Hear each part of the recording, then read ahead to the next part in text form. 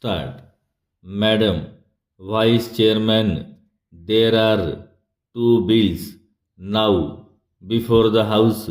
One is the Payment of Gratuity Amendment Bill 1984 and the other is the Payment of Gratuity Second Amendment Bill 1984. So far as the first bill, second degree, the sanction of this House is sought for raising the salary limit from rupees 1000 to rupees 1600. The second bill has arisen out of the Supreme Court judgment.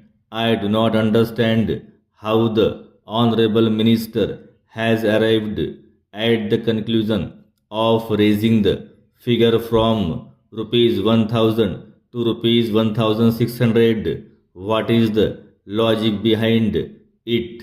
What is the logic behind this figure of rupees 1600? I would like to know whether this will justify the purpose for which this bill has been brought forward before this House. Para.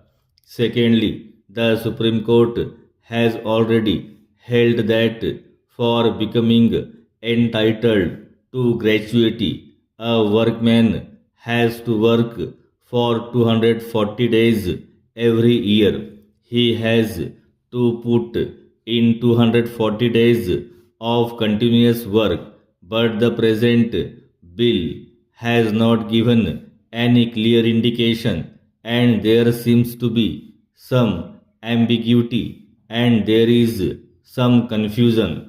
It has not been made very clear or due to any lockout or any such other thing will be he entitled to get gratuity or not. That is not stated in the present bill.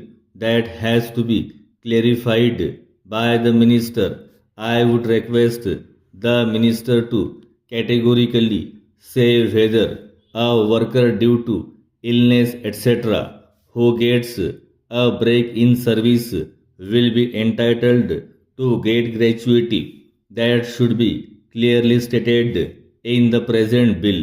Thirdly, so far as these workers who are working temporarily at various places, casual workers, contract laborers, and those employed in the railways on daily wages are concerned, they do not get any benefit out of this act.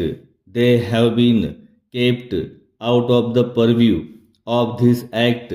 I would like to know from the minister whether such workers will be covered by the present bill.